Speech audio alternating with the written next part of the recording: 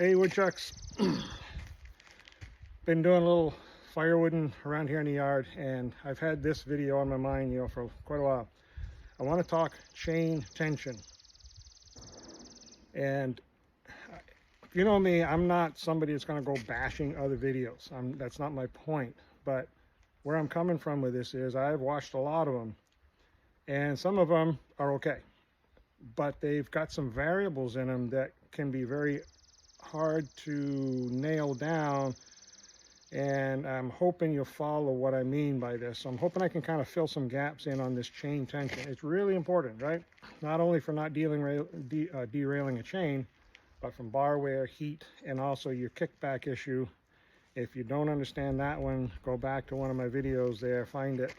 And I talked about the importance of your chain tension and how it relates to kickback energy. Here we go.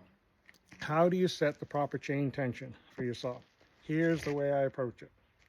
I started here with obviously a loose chain just to save time. I've had my saw apart for whatever reason. I got it back together. First off, I like to do this with gloves. And after I've reassembled the saw, break off, I want to take a tool, okay? Anything. It can be a stick of wood. So why the tool and pushing the chain from the back of the teeth? I wanted to throw this in here. I really do put this in the column of a rookie move. Just makes me cringe when I see it. Somebody, whether they're sharpening their chains or doing whatever, and I see them take a bare hand and pull that chain backwards. It's gonna happen. You pull that chain back, and all it takes is the smallest little chip of wood to land right in your chain by the sprocket, and you're gonna have just a little stick, and you're gonna pull that back. And if that's a habit you're starting to develop, you pull that back, you're gonna find yourself gouging that tooth right into your fingers. Not life-threatening, but man, it's irritating. So that's why I catch that a lot. Don't keep your fingers off that chain, and there's always something that you can take. You want to move that chain, right? Use a tool. If you're filing, of course, just take your file from the back of the teeth. Always push the teeth from behind forward. Just take and rotate your chain. Just one loop around. That's it. It's very, very quick. All I'm doing is I want to make sure before I go tensioning this chain up that everything is in its proper place. If you have a rim sprocket, it can happen that in the process of assembling your saw, that chain got down beside the sprocket. It's not on the sprocket, and you would know it. You would feel that chunk, chunk, chunk. It's not going to go around nice and easy. Okay, obviously a loose chain. So first thing I want to do, I'm going to bring that up. Bar nuts are loose, right? I'm going to bring this up, and I want to bring it up so the chain touches the bottom of the bar. Now, here's my system where if I'm teaching this, I ask the person doing this, I said, now you want to use one hand. So pick a hand. Right hand or left hand, doesn't matter, just pick one. Okay, I'll do it with my right hand. My other hand needs to go behind my back and stay there. What I'm going to do is I'm going to pinch the chain halfway between the power head and the tip of the bar. Halfway. Can you see right away where half is half? So your bar length doesn't matter. And I'm going to throw out a little caveat here. This works up to about a 24-inch bar. I don't run those big long bars. Don't need to. You folks that do probably have maybe a little bit variation to this. So if you do, love to hear it. Up to about a 24-inch bar, this works pretty good. Halfway from the power head to the tip, I'm pinching the chain. Now watch how I rock the power head up.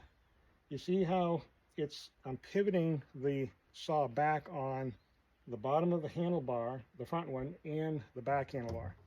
So I'm using the weight of the power head. And when I do that, I want to see 2 or 3 drivers just clearing the top of the bar. So just a little lingo here. Piece of model of a chain. The drivers, right, that's the inside of your loop. So when I pick that up, I'm hoping you can see this. I'll get it up there in the daylight. When I pick that chain up, if this is your saw bar, you want to see 2 or 3 of these drivers just starting to, get my hand out of the way, I'm hoping you can see this, just starting to clear the top of your bar rail. Okay, so that would be too low. This would be way too loose.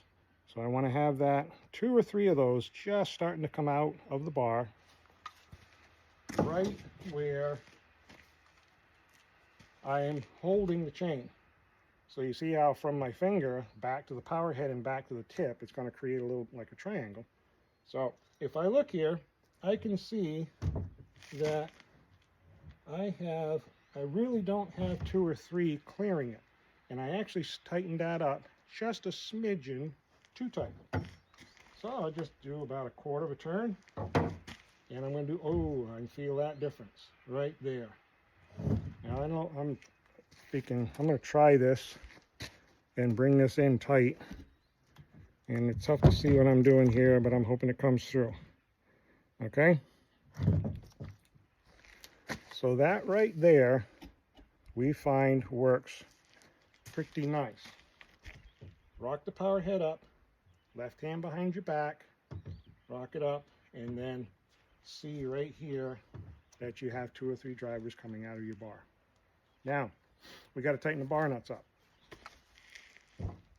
Some saws have more, some less, but there's a little bit of an up and down play to your bar.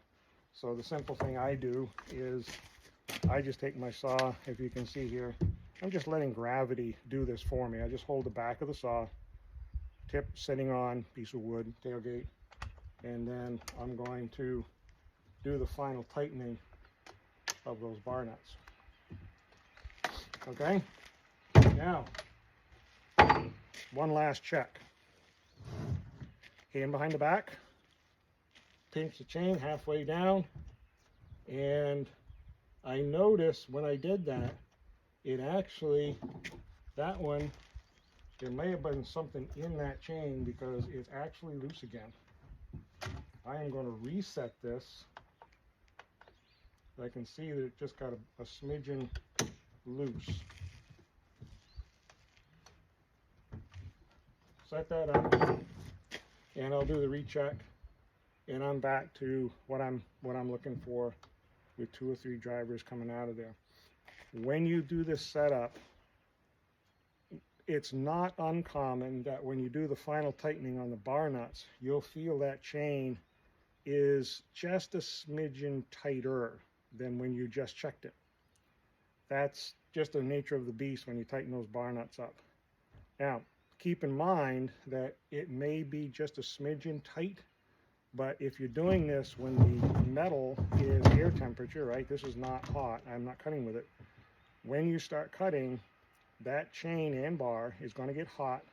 That little bit of heat will expand the loop of chain, so it will actually come back to the chain tension that you want. Okay. What in the world is up with the hand behind the back thing, right? What's that have to do with anything? Going back to what I started with, my first comment on this video, I've seen a lot of them, a lot of folks will say, well, you should be able to lift the chain and do A, B, or C. I've heard put a dime under the chain. I've heard you should be able to like hear a snap. There's a lot of different ways it's been described. Well, it's simple to say, you can tighten that chain up as tight as you want. I could get a dime under that chain. I could hear a snap, but that's very vague. My question has always been, well, who's doing the lifting? Here's my point here. This left hand behind the back thing is kind of my little tongue-in-cheek way of driving the point home. Obviously, you don't need to do that, okay? But my point is, don't do this test where you've got one hand resting on the power head and then you're lifting with the other hand. You see how this is going to mess up the system. That's been my point of get this other hand out of the equation.